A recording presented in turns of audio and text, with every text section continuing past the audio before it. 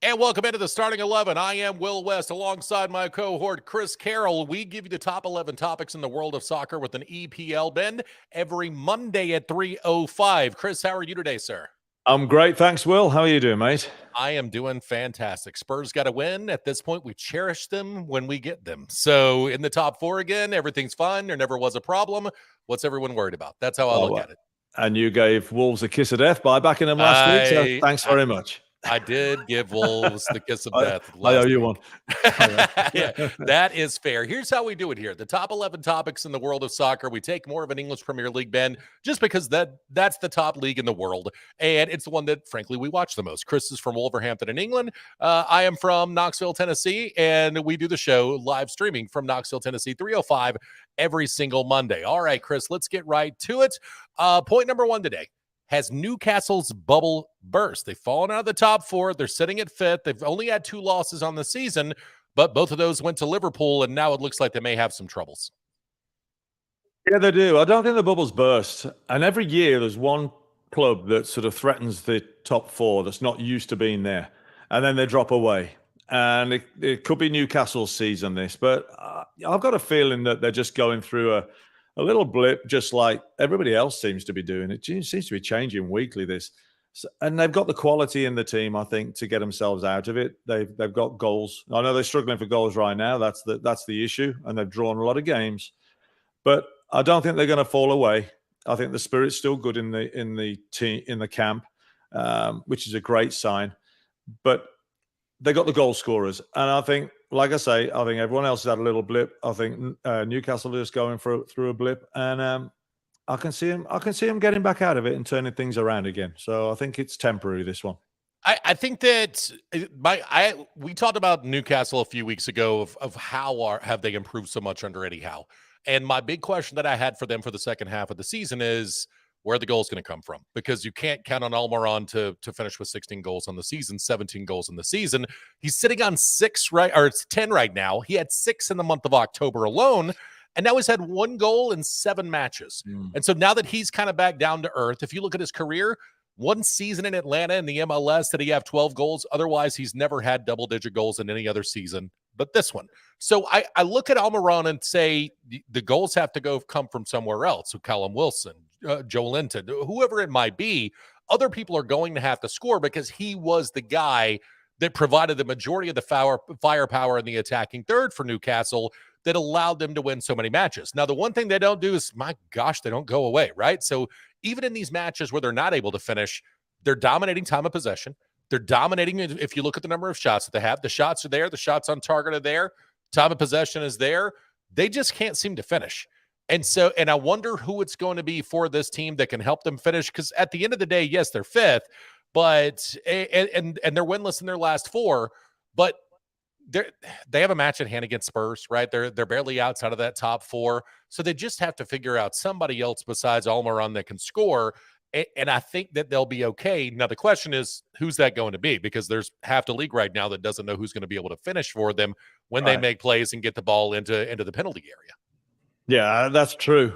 And Newcastle, I was going to say, like many teams, they've been having to share the goals around a little bit. Almiron was carrying it for a while, but Sam Maximan's back in the team now after injury. Longstaff's been chipping in with a couple. Wilson's always good for a goal or 2. So it looks like they're going to have to share them around, and hopefully Almiron gets back at it. But yeah, I think Newcastle are always going to struggle as the season went on through the lack of depth of squad as well. The big boys always come good because of the depth of the squad. Things sort of get back to normal as the season wears on, and Newcastle may drop away a little bit because of the quality and the depth of the squad. But yeah, they've got the guys who can put the ball in the back of the net. They have been sharing it around, and that's the big problem though. Is everyone needs a number 9, a prolific number 9, and they just don't have one. If I told you 3 years ago, though, that at this point in the season, Newcastle would be 5th right now on the table and disappointed about it, you'd look at it and just say, yeah, really. I mean, just look how far they've come. But I do think that, let's say they finish 5th, they're in the Europa League. That's a disappointing finish for Newcastle at this point, isn't it? Perhaps at this point, but you've got to say, like, if you think of last season, they survived by the skin of their teeth. If you'd have offered the Newcastle fans this at the end of last year or the start of this year, they'd have absolutely snatched your hand off for it. So I think they should. I think they'll be keeping things in perspective. It's a great fan base up in Newcastle. And they're called Geordies. If you're from Newcastle, you're a Geordie, and the fan base is fanatical. And after years and years of tearing their hair out because of Mike Ashley, the previous owner, finally they've got something to cheer about. And I don't think, quite honestly, if they finish sixth and the season that they've had, I think they'll be quite happy, to be honest with you. Point number 2, Chris, has Liverpool righted the ship? I don't think they're righting it. I don't think they're there yet. There's improvement, and against Newcastle, they won 2-0, and the only difference between them and Newcastle, quite honestly, because they were getting opened up against Newcastle, was Liverpool took their chances and Newcastle didn't. So they're still vulnerable. Teams can still get at them. And I wonder if this is the case of the way it's going all season with a lot of teams, is that you think they've turned a corner and then next week they'll come crashing down again. Who knows? They're getting better. And the atmosphere, and when I say the atmosphere, Klopp, his mood seems to be improving. He's not so tetchy now. He's smiling again because they won, and I guess that's a natural thing. But they're getting guys back from injury. Van Dijk, Van Dijk's coming back. They've had a couple of the new signings score. Gakpo and Nunez scored. So yeah, things are looking better for them. Salah looks alive again, and yeah. So with the defense shoring up, if the continues to improve, if the forwards continue to improve, they need a bit of extra midfield, but they're on the right track, but they're not out of the woods in terms of getting back to where they were by a long way yet. No. 7 points out of the top 4. They're 7 points behind Spurs right now for 4th place with 2 matches in hand. So they're not that far off the pace if we look at it. But Van Dijk's back. And I do think that they have improved, right? They had 2 straight clean sheets. The first time since October this season that they've had 2 straight clean sheets. Part of that is I think that Klopp started messing a little bit or working with his midfield. Look, when you have Virgil van Dijk back there, he's going to make sure not only is he going to shut things down and clog things up in the middle, but he's also going to make sure everybody stays into shape at the back end. And so not having him there, they just got lit up in the middle. Well, now Virgil van Dijk's back, but they also started to improve that match before he got back. But just, I think part of it was using midfield rotation to help out those center backs because those center halves were having such a struggle. Now Van Dijk's back, and that guy is a horror movie. Like, I know I said this about De Bruyne last week, but I feel even more so about it with Van Dijk. He is a horror movie villain, and I just presume every time that guy's on the pitch that Harry Kane's going to do nothing and Spurs are going to get 2-0 or something like that. So I am that he is the most terrifying man in the Premier League. I honestly, from a defensive perspective. But I do think that what they can do right now with Van Dijk back and with the way that they're working the rotation in the midfield that will kind of help out the back 4 is it's going to allow them to be good enough defensively to be able to allow the young guys up front to grow and for them to hit their learning curve. Because you mentioned it, Gakpo, he was able to get a goal this week, but he struggled. He's absolutely struggled. So it's going to take Salah. It's going to take other guys. Jota is going to have to be healthy, and he's going to have to be able to help Liverpool because we know that he can do that when he is healthy. So them being better at the back is going to help out things, and it's going to help out things on the front end while these young guys and these new signees and new transfers kind of get up to speed with the physicality that you have in the Premier League. And so with Van Dijk back, I think they have turned the corner. I think they're going to finish in the top 4 at the end of the year. Do you really? Yeah, I'm not. It's going to be close. I mean, it'd be tough to bet against them doing that, quite honestly. And yeah, Jota, you mentioned Jota. He's coming back. He's going to be a big plus for them because they've missed him a lot while he's had a bit long-term injury. So yeah, and if you look at that Liverpool squad, it's a good team. If you look at the names on that team sheet, they're all great players. There's nothing wrong with the names of the players, but like you say, the new guys coming in have taken a while. It takes a lot of adapting to in the Premier League, and confidence is a huge thing. So a couple of wins under the belt, confidence growing, training's more fun. Everybody's everyone's getting in a good mood. Everyone's buzzing for the next game. And yeah, you can see it'd be tough to bet against Liverpool. I'm not sure they can do it. I don't know if they've left themselves a bit too much, but But yeah, they're definitely on the climb again. And the one thing that I think that, and it's a problem with Liverpool when when Van Dijk went down with the injury a few years ago, and I thought they were exposed for having so many for having fullbacks and midfielders that what they do is move the ball forward, and that's great when you have everybody when Salah's flying all around the field and they're reversing field on people and things like that, and just killing your back four. You can afford to do that when you have Van Dijk and Allison back there, because you're not going to get exposed, because they're not going to find themselves out of position. And when Van Dijk's not there, then you do get exposed by having fullbacks that like to go forward a little too quickly, and by having midfielders that are there to move the ball forward that aren't necessarily there to hold anybody. So I think Van Dijk being there alleviates a lot of the problems that they had, in my opinion, that we see from Liverpool, because they're built to be a team that has Virgil van Dijk and Allison at the back that can just shut anything in the world down. I think don't undersell Fabinho being healthy as well. I think that's one as well that is a major impact, or will have a major impact for Liverpool. Point number 3, Chris, from teams on the upswing to a team that's really struggled this year. What is wrong with West Ham United? West Ham, a strange one, aren't they? Well, they don't half bounce around, don't they, West Ham? They have a bad season, a good season last year, qualified for the Europa Conference League. They're still in that. They win the group. So all's well there. All's great there in the European competition. They just can't get it together in the league this year, and it's a strange one. And I think it's that confidence thing again that I keep talking about. Anyway, it's strange. They've got goal scorers: Bowen, Antonio, Rice is great, shoring at the back. They could do is strengthening at the back in the back positions probably. It's just not, the ball's not going in the net again for them, is it? And I don't know if Moyes, he seems to be, I don't know if lacking ideas is the right way to put it, or stale. But it's just not happening for them. But West Ham, they had the chance, I think, and what's gone wrong this year, they had the chance last year when they finished the European place. Then they didn't really add to the squad. They didn't add to the team, and that was the time they could do it. They had something to play for. They could have really built and hammered home their sort of advantage with the rest of the league, or with the rest of the league that they're fighting against now. And they didn't do so much in the transfer market. So their ambition, they didn't seem to be ambitious. The owners didn't seem to be ambitious. And they're paying for it this year. And maybe having the European League as well as the Premier League, that's stretching them thin. And the issue seems to be goals, right? With them, 19 goals in 23 matches for West Ham so far on the season in the Premier League. And part of it's Mikel Antonio's old. You know what I mean? Like he's 30 for Premier League sake, standards. He's 32 years old.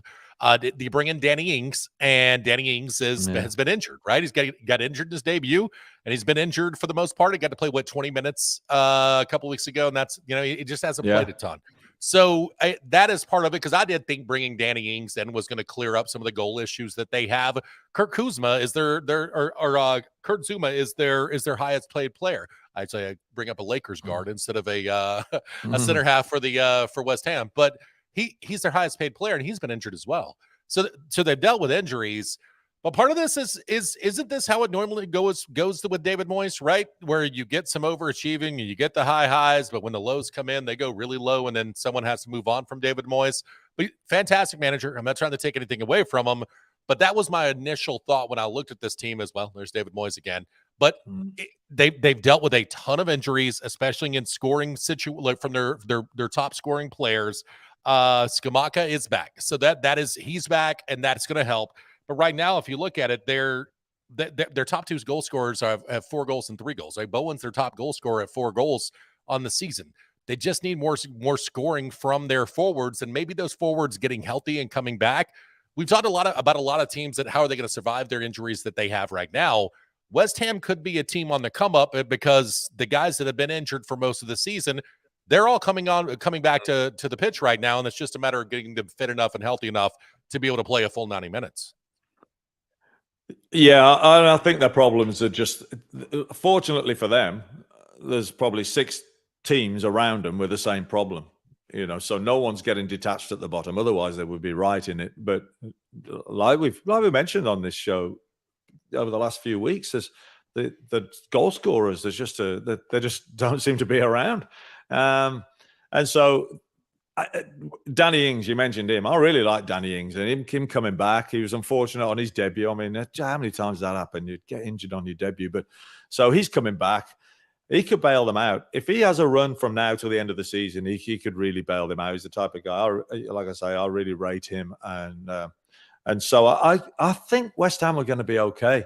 I think they've got enough. I think they'll just squeak it and they'll just survive it again. But yeah, maybe the Conference League and there's a bit of success in the Conference League will be a good distraction, as they say, and it'll give them a bit of confidence in Europe. So yeah, but they didn't build, and for me that was the problem. That's why they're where they are now, because when they had the chance and finished in a good spot last year, they didn't invest in the team, and they find themselves struggling again.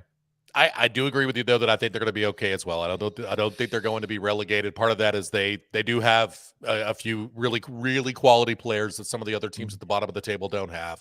And they're getting healthy at a time where other teams are starting to deal with their injuries. And I think that's going to be something that's beneficial for them as well. Point number 4, Chris, are you buying Graham Potter's excuse that their issue for Chelsea this weekend was the rotation from the Champions League? I'm not, quite honestly. And I think he's shown. Well, what do you want? We hear two arguments, don't we? Which one do you want? Is there too many fixtures, too many games, or the rotation's an issue? So you can't have both there. Now, I think he needs to be more bullish. He sounds too apologetic there. It sounds like an excuse. It's not even apologetic. It's a lame excuse for me. He's got so many top quality players there to get a tune out of, and he sees them every day. He might not have known much about them when they arrived, and it might be a bunch of misfits. But you telling me when you get a new player, and even if it wasn't his player, he would have been up at night watching that guy's last 4 games. So he knows who's good at what, or he should do. So this rotation thing is giving the players an excuse. If it brings somebody else in, the player doesn't play very well, then the guy goes, well, I can't play with this guy. His rotation, it changes all the time. The guys around me change all the time. Potter needs to get a bit bullish and start saying, we're Chelsea. We're going to sort this out. I'm going to give the players the opportunity. Those who take the opportunity are going to stay in the starting 11, and those who don't, they're going to have to fight their way back into the team. But just this sound like we're going to rotate it around and give everybody a chance, and if we don't win, it's because of that. That to me just shows weakness, and it gives the players an excuse. So no, I don't buy it. I mean, there's a probably every team in that league would like the size of squad that Chelsea have got, and they're all top quality players. I mean, it's ridiculous, quite honestly. I think I said that he should have till the end of the season, but now I think his time's really running out, because the fans aren't buying that, and it's becoming poisonous now. Also, welcome to Chelsea, right? Welcome to a big club. You're going to have to play in the Champions League as well. And so if it was the rotation that got you on Saturday, you lost the game to Dortmund as well during the Champions League. So it wasn't like you know what I mean, that we gave our all here and we shot every bullet in the chamber right. to be able to beat Dortmund. You lost. So either way, you're still losing. It reeks of desperation, and you're right. It's giving an excuse to the players, and I would also say this: it was one thing when you brought in players and you say, okay, that didn't fit. Ownership was willing to own that, and they spent wildly again during the January transfer window. At some point, we just have to come to terms with the fact that even though I think we all believe that Graham Potter is a very good manager, the players aren't responding. And if they don't respond, does it really matter how good the manager is if the players don't respond to what the manager is saying? That clearly, and a lot of these guys are new as well, which makes me think you've got problems in that dressing room that you haven't addressed, where dudes just aren't responding to your managerial style. And the new guys that have come in aren't responding as well, and they're not playing particularly well. Chelsea's been decimated by injuries. That's absolutely true. But they bought on so many players that should have been able to fill those holes without an issue, that you can't lose matches the way that they're losing matches right now. And if you do lose those matches, you hold yourself and your players accountable. You don't just say, well, that's the rotation from being in the Champions League, because Jurgen Klopp deals with that every year. Pep deals with that every single year. That's just when you're manager at United or Spurs or Arsenal, you've got to deal with that every single year. And It's not an excuse. And so the fact that he's using it as an excuse makes me wonder, one, is he just desperate and he's saying whatever he needs to say? Or two, does he not get how big of a job this is and that it's different when you're in a big job like Chelsea? And that's what he's admitting, isn't it? That you're right. By saying that, he's admitting this is a big surprise to me. I wasn't expecting this. Well, like you say, welcome to Chelsea, and that's what comes with being in the Champions League and the FA Cup, and and all the competitions right to the end. The fixtures are going to mount up. But if you're not winning, play your best 11. Play your best 11 for three games on the run and get some wins under your belt. I mean, they can't all be getting exhausted because none of them are playing for that long. If that's his excuse that he's rotating them all, it can't be down to tired legs. So play your best 11. Sound like you belong there, and sound like you're in control. And the players are going to have to step up. I'm playing the best 11, and if the players are going to have to earn their place. Because he just sounds like, wow, this is a big surprise, and sorry, it's down to the rotation. Yeah, it's not good enough, and he's obviously he's obviously an honourable guy. Maybe he's too honest in what he's saying. I think he needs to start being more bullish. Point number 5, Chris, give us your top 4 prediction, right? If the season were at the end of the season, who are the 4 teams you think they're going to finish in a Champions League spot? Well, this 4th spot changes every week for me. I've got the top 3. The top 3 are they're staying put. Man City, I've got as winning the league. Sorry, Arsenal, but I just have. I just think they've been there, done it. They know how to get over that line. I know Arsenal look like they've had a blip, look like they've turned a corner the weekend, came back from behind 2 or 3 times against Villa. So, but nevertheless, I got Man City first. I got Arsenal second. Manchester United are in form, probably the form team of the league currently. But I can't see him catching Arsenal. And my 4th one, I got you boys. There you go. They don't go away. Spurs don't go. They just don't hang around. And quality counts at the end. Kane, Son. I know Son's he's had a little rest and he's ready to go again. Richarlison, he's got to come good. That firepower, they've got what everybody else in the league is looking for. And the rest of the team is probably what the rest of the league's got as well. So I just think that Spurs are going to get over the line. My outside, it was an either or between them or Liverpool, and I just think Liverpool have left themselves too much to do for me. So I got Man City, Arsenal, Man United, Spurs. Okay, I've got it. I'm going to look. The Arsenal fans are going to hear my list, and they're going to say, "You just hate Arsenal," and the answer is yes. Yes, I do. I just hate Arsenal. But that's not why I'm predicting this, because I would rather be right than just troll the Arsenal fans. Say it like it is. I have City at number 1, and because it's City, it's Pep, you've added Haaland, you got Grealish. You're going to figure this out. You got De Bruyne, who's probably the best single player in the Premier League, in my opinion. They're going to figure this out. At some point in time, City's going to figure it all out, whether it's Gundogan or whoever it might be, or Foden. Someone's going to score a bajillion goals for this team, and they're going to end up winning. But someone besides Haaland, and Haaland's going to break the record. They're going to win the Premier League, and that's the way that this movie ends. I feel like I've watched this movie a million times. I have United at number 2. And I just love the way Erik ten Hag has dealt with this United team. He's held everyone accountable. He's shipped players off when they don't want to get on board. He's moved guys out of position to make them play out of position, even though it made them angry, just to let them know, hey, we do what's best for the team here. And the players have bought in, and Rashford's playing as well as anybody in soccer right now worldwide. So I'm going to say United, and part of it is, too, United has spent twice as much money on their payroll as Arsenal has this year. And so at some point in time, it comes down to players, and Arsenal, the future, so unbelievably bright. I just don't know if the present, while it's bright, I just don't know if you're ready for that. And so I do think that having the most talent and now having it managed well is going to lead to United finishing second. I have Arsenal third, and then I have Liverpool fourth. And part of that's maybe being a Spurs fan. And I've seen this movie a million times, Chris. I know how it ends. Harry, okay, congratulations to United for signing Harry Kane during the offseason. No, No, you're like you say, you're a Spurs fan, and like me being a Wolves fan, you know not to get excited, you know to be pessimistic, not optimistic. But no, I think Spurs will make it. Manchester United, they're obviously really improved. Are still they're kind of vulnerable at the back. They got cut open a couple of times. If it went down to De Gea, they could have been 2-0 down the other day when they won 3-0.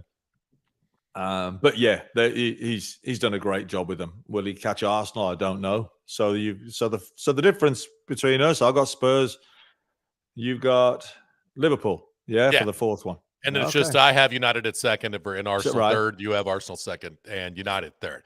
Point number 6, Chris. Which team in relegation territory had the best performance this weekend? This is always the way. You think teams are dead and buried, and then 3 teams, 2 against their rivals, which was fantastic. You got Bournemouth beating Wolves, and then you got who else? Everton beating Leeds.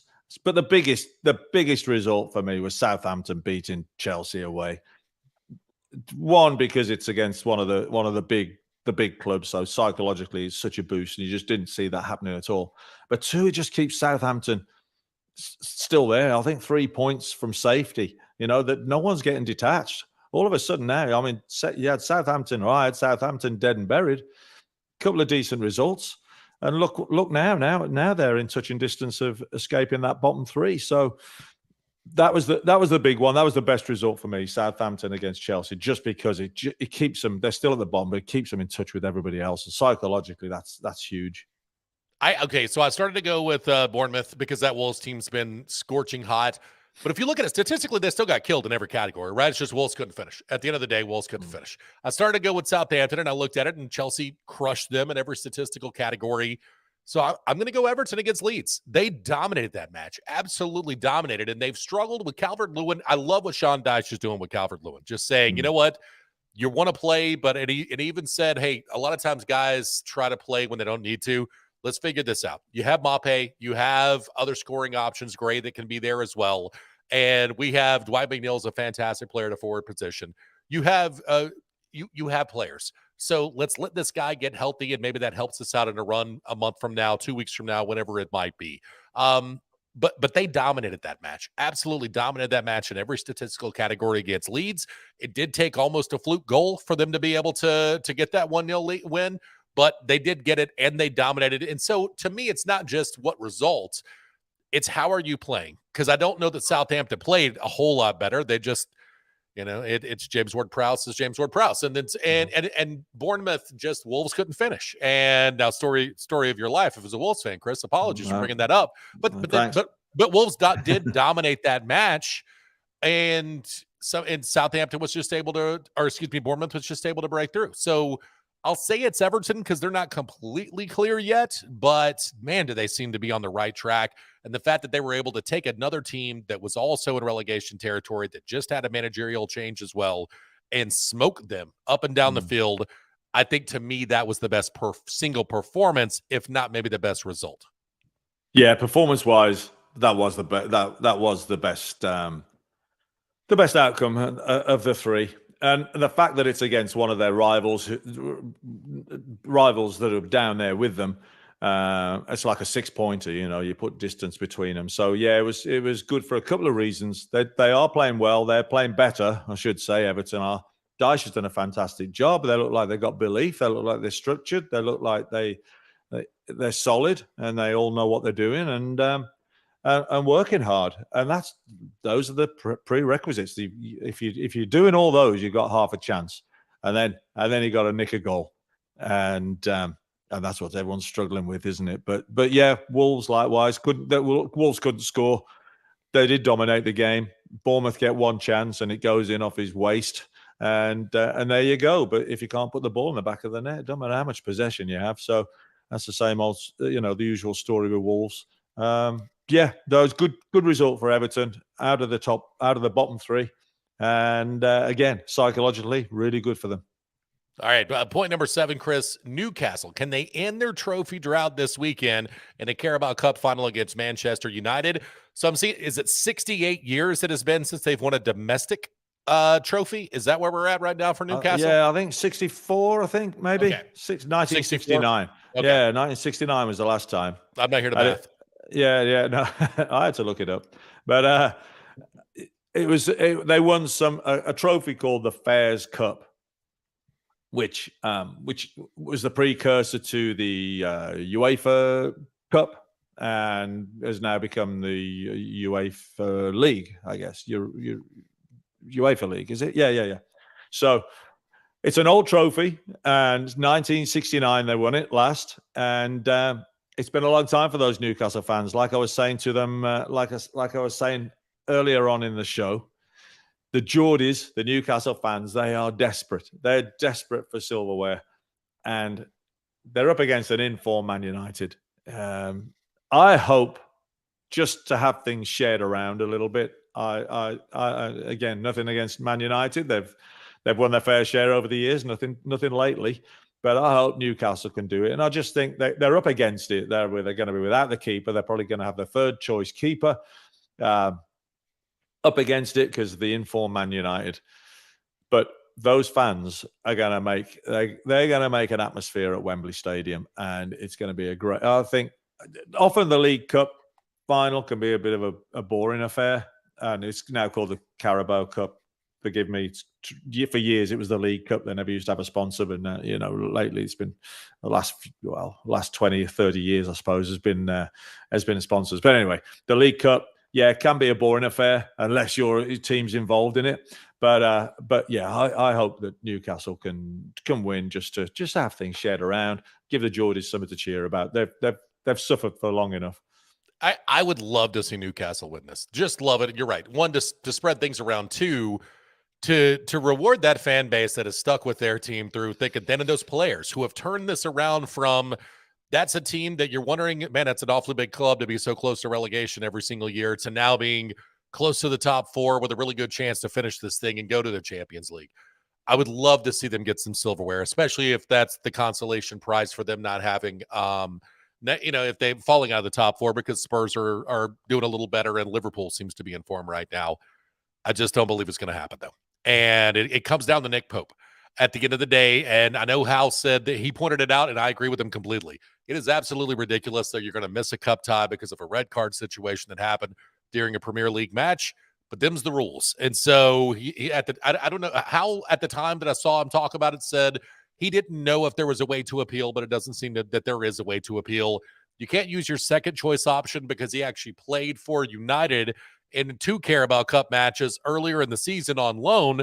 So now you're down to your third choice, and it's a guy who hasn't played in years. And so I just have a hard time believing that with your third choice goalkeeper against that Man United team that you're going to be able to bring the silverware home. But I really hope I'm wrong.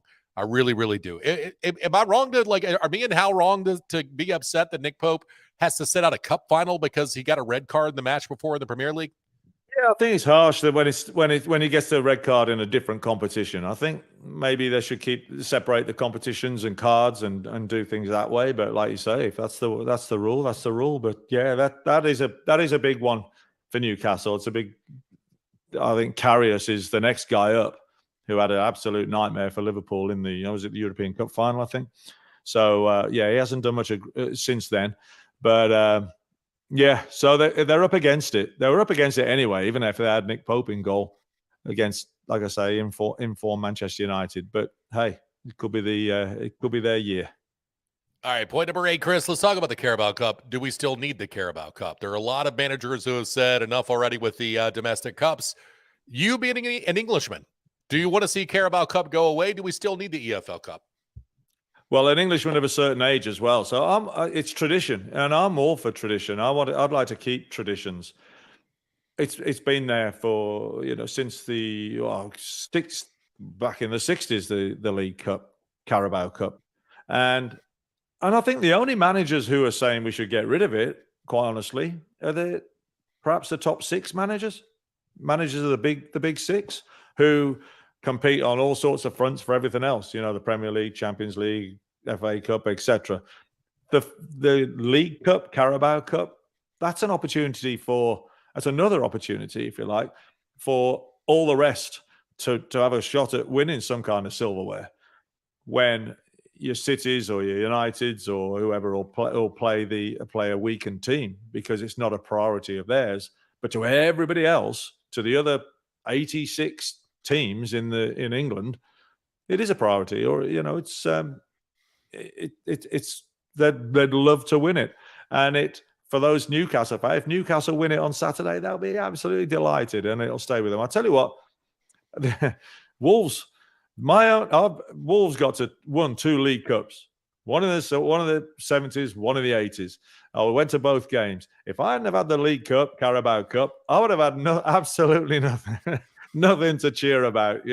So for me, League Cup's fantastic, Carabao Cup's fantastic, and it's only the top 6 that have it, that it's a hassle to, because it's just another game, and the prize money is like 100 grand or something. It's absolutely pittance. Now, you don't often have a second tier team win it, but 100 grand would do, very nicely. Thanks very much. And quite honestly, if those big teams don't want to be in it, don't enter it. That's fine. Leave everybody else. Let everyone else have a go at it. Or put your second team in and stop complaining that it's too many games. Put your second team in and get on with it. But everyone else, I think, likes it. It's a great opportunity for a trophy, a bit of silverware. It's been around for years and years, part of the English tradition. So I say keep it. Yeah, no, I agree. There's no reason to get rid of it. There isn't. It's not a lot of money, but I look at it this way. If you don't want to, if you're concerned about overuse of your players because of all the domestic competitions, then the European competitions, and then the Premier League, allocate whatever resources to it you want to. If it's not, if you want to not prioritize the League Cup, then don't prioritize the League Cup. Right. Play your young guys, and there's nothing wrong with doing that. Play your second string, play your young guys. It's a chance for a lot of these clubs, because if you're a club at the top, fighting for a top 4 spot or fighting to win the Premier League, you don't have options to play your young guys very often, because you can't afford to give them real game time moments. So this gives you a chance to do that without having to send them out on loan somewhere.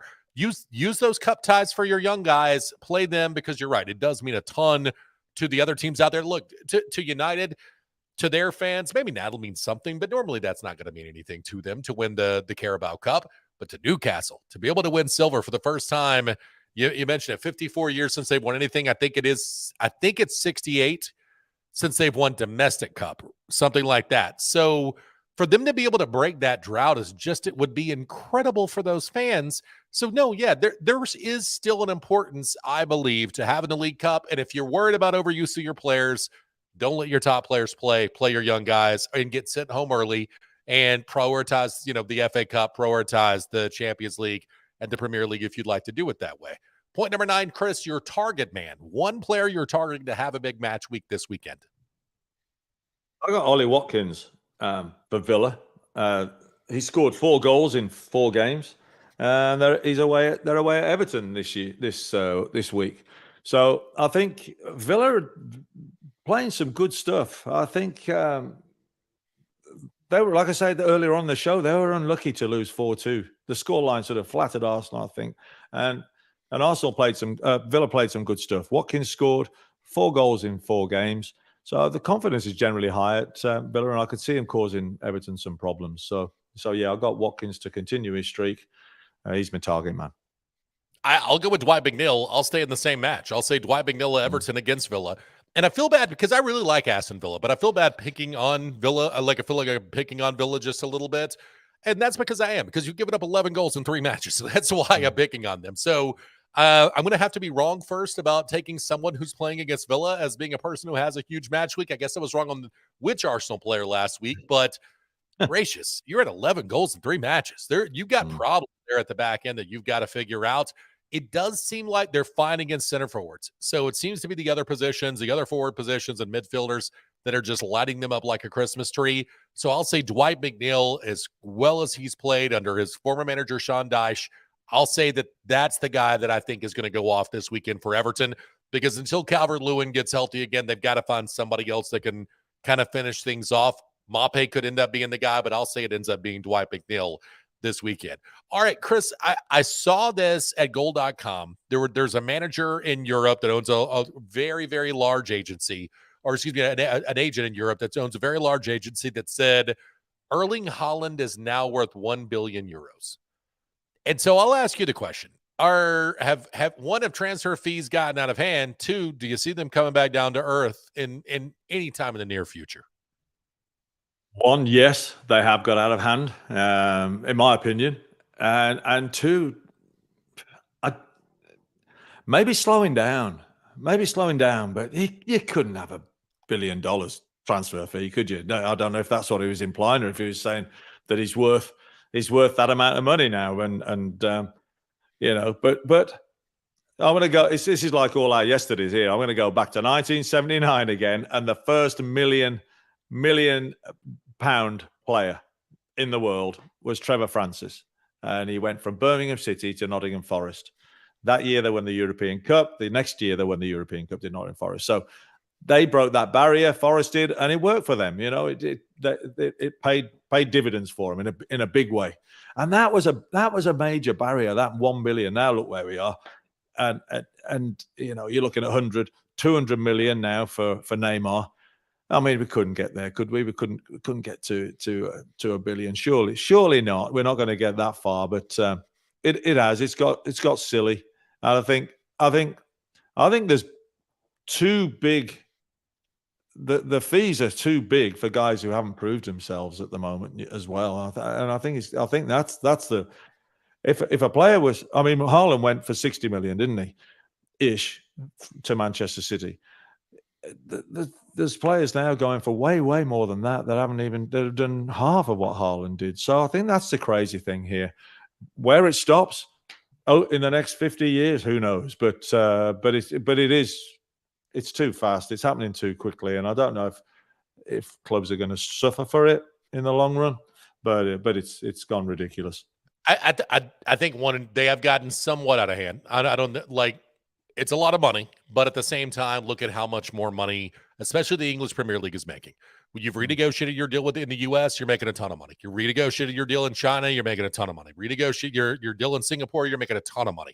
All over, not just Europe, all over the world, it's the richest league in the world. I mean, it surpassed the National Football League, the NFL, for the most money revenue-wise from television revenues of any league in the entire world. And what happens with that? That means more foreign investors are going to buy in, and they're going to pump more money into it to try to win.